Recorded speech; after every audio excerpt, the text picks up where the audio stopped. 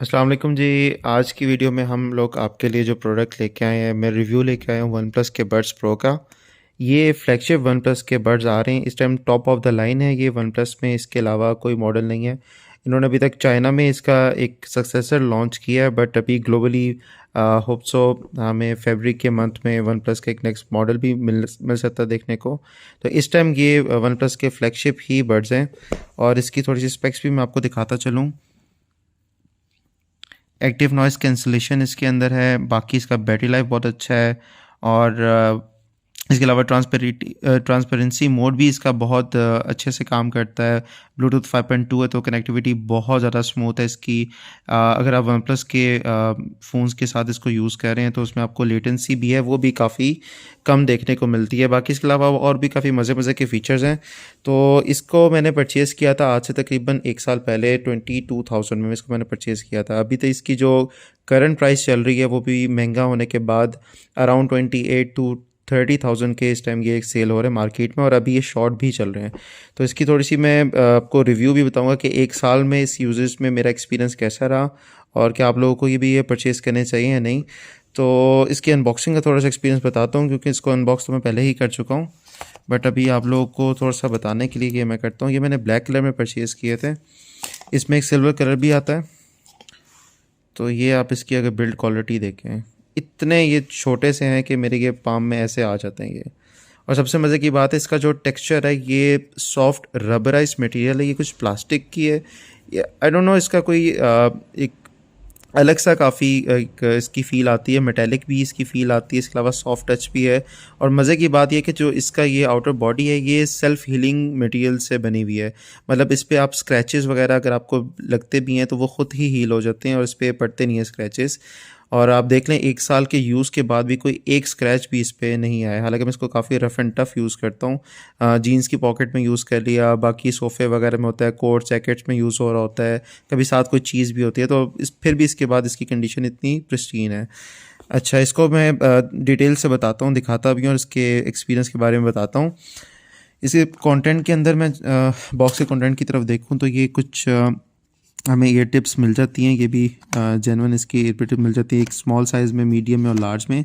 और इसके अंदर इसकी केबल है छोटी सी, ये वन प्लस की रेड कलर की सिग्नेचर केबल इसमें पड़ी है। मैं ओपन करके नहीं दिखाता, मैं आप लोगों को मेन प्रोडक्ट पे सीधा लेके चलता हूँ और इसको दिखाता हूँ कि अंदर से इसकी लुक कैसी है।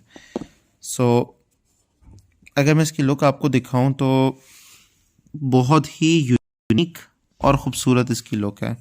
अगर मैं निकाल के भी दिखाऊँ तो इसका आप एक का साइज़ देख सकते हैं, ये बिल्कुल, अगर मैं फिंगर से कंपेयर भी करूँ तो आपको अंदाज़ा हो जाएगा कि इसका बहुत छोटा साइज़ है। और नीचे वाला जो एरिया है इसका, ये बेसिकली मेटेलिक इन्होंने फील में दिया है, इसी में ही टच सेंसर भी है।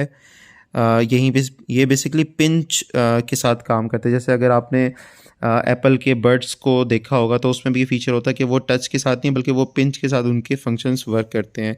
आप इस पे पिंच करते हैं इस एरिया पे, तो उसके बाद उसके वो पॉज प्ले वगैरह और सब फीचर्स हो जाते हैं। बाकी इसके अलावा इसका एक मैं फोकस करें तो मैं बताऊँ, इसके पास ये सेंसर भी है इसका यहाँ पे, जिससे क्या होता है कि जब आप कान से इसको बाहर निकालते हैं तो ये ऑटोमेटिकली पॉज हो जाती है ऑडियो, और जब आप वापस इसको अपने कानों में लगाते हैं तो वो रिज्यूम हो जाती है। बाकी बहुत खूबसूरत है, कानों में इसकी फ़िट भी बहुत अच्छी आती है, और देखने में भी बहुत खूबसूरत लगते हैं ये। बाकी इसके केस के एक मज़े के फ़ीचर और भी है कि ये वायरलेस चार्जिंग को भी सपोर्ट करता है। तो अगर आपके पास वन प्लस 8 प्रो या उससे ऊपर का मॉडल है वन प्लस के, या आपके पास कोई वायरलेस चार्जिंग पैड है, तो आप बड़ी आसानी से इसको वायरलेसली चार्ज भी कर सकते हैं। और ये बड़े, देखने में तो ये बहुत छोटा सा फ़ीचर लगता है, बट ये बहुत हैंडी है। समटाइम्स आपके पास होता है कि चार्जर नहीं है या कोई लीड नहीं होती, तो आप अपने फ़ोन के ऊपर रख के इसको तकरीबन 10-15 मिनट भी अगर इसको चार्ज करें तो ईज़िली आप उसको 1 से 2 आवर का इसको ऑडियो बैकअप आप इससे ले सकते हैं।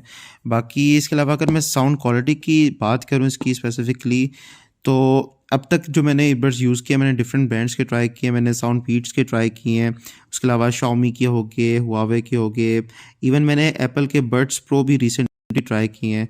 इसकी साउंड सबसे यूनिक और बैलेंस्ड है। इसका सबसे मज़े की चीज़ ये है कि इसके जो ट्रेबल्स हैं, इसके जो वोकल्स इसमें आते हैं वो बहुत क्रिस्टल क्लियर आते हैं, और साथ जो बेस है वो बहुत पंची है। तो एक बड़ा स्वीट सा बैलेंस बन जाता है।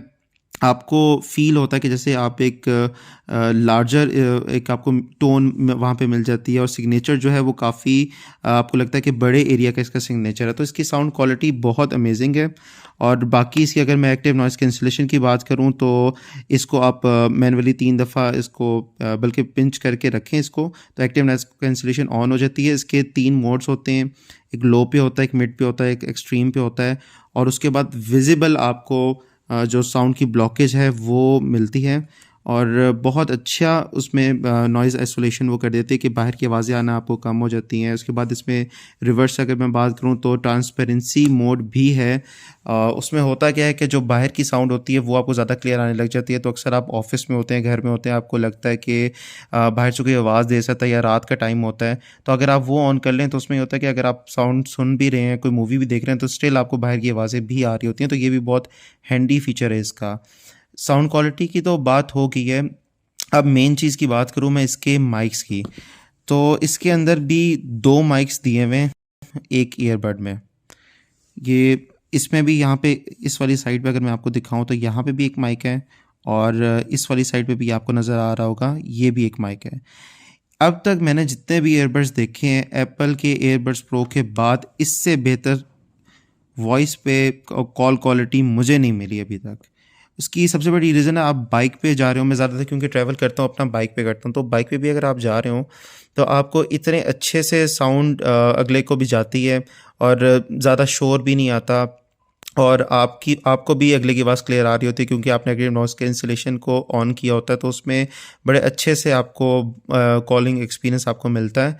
और अगर मैं बैटरी लाइफ की भी अगर इसकी बात करूँ तो तकरीबन कंटिन्यूस बैकअप पे अगर आप एक्टिव नॉइज़ कैंसिलेशन ऑन करते हैं तो तकरीबन 5 से 6 घंटे का ये बैकअप देती है, 5 घंटे का तो देती है ये। अगर मैं इसको ऑफ़ कर दूं तो वो 1 घंटा इन्हेंस भी हो जाती है।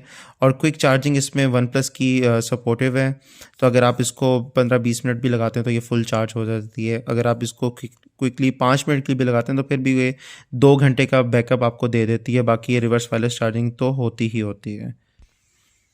अच्छा, अब अगर मैं बात करूँ एक सबसे इंटरेस्टिंग टॉपिक जो अक्सर लोग इसमें इंटरेस्टेड होते हैं कि यार अगर हम इस पे गेमिंग करें तो क्या इसमें लैग आएगा, कैसी इसका साउंड क्वालिटी कैसी होगी, एक्सपीरियंस कैसा होगा, तो थोड़ा सा उसके बारे में बात करूँ तो वन प्लस के साथ अगर आप यूज़ करते हैं तो ऑटोमेटिकली इसके अंदर गेमिंग मोड होता है वो एक्टिवेट हो जाता है। आपने अगर वन प्लस का गेमिंग मोड ऑन किया हुआ है तो अगर आप इसको कनेक्ट करते हैं तो ऑटोमेटिकली ऑन हो जाता है, और लेटेंसी काफ़ी हद तक कम हो जाती है।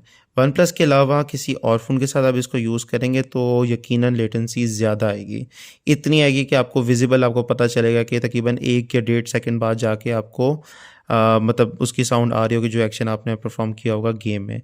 तो उस लिहाज से मैं इतना रिकमेंड आपको नहीं करूँगा, लेकिन हाँ अगर आप वन प्लस की डिवाइसेस के साथ यूज़ कर रहे हैं तो फिर आप इसको 100% कर सकते हैं यूज़।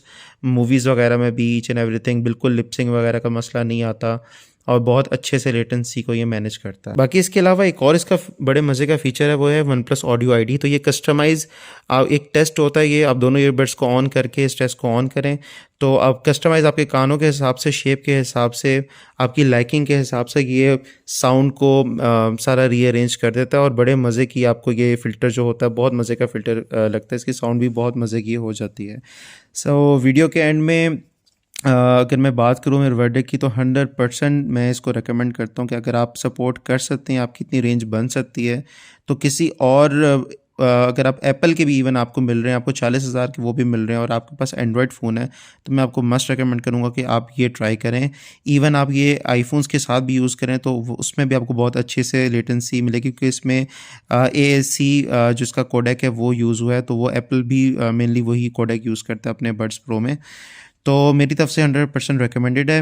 आई होप सो आज की वीडियो आपको पसंद आई होगी, और पसंद आई तो चैनल को आप सब्सक्राइब कर लें, वीडियो को लाइक करें, और इंशाल्लाह अगली वीडियो में मुझे बताइए कि आपको किस प्रोडक्ट के, वन प्लस के किस प्रोडक्ट का रिव्यू देखना चाहते हैं। आपको वन प्लस के 9 का कैमरा रिव्यू देखना है, आप उसमें इंटरेस्टेड हैं तो आप कमेंट्स में मुझे बता सकते हैं। मैं इस टाइम उसी से ही वीडियो बना रहा हूँ, तो दिन के टाइम, रात के टाइम इसकी इंडोर आउटडोर क्वालिटी कैमरा की कैसी, अगर उस पर भी आप रिव्यू देखना चाहते हैं तो उस पर भी मैं एक वीडियो कंप्लीट बना लूँगा। तो उम्मीद है अच्छी वीडियो आपको पसंद आई होगी। अगली किसी वीडियो में इंशाल्लाह मुलाकात होती है। अपना ख्याल रखिएगा। अल्लाह हाफ़िज़।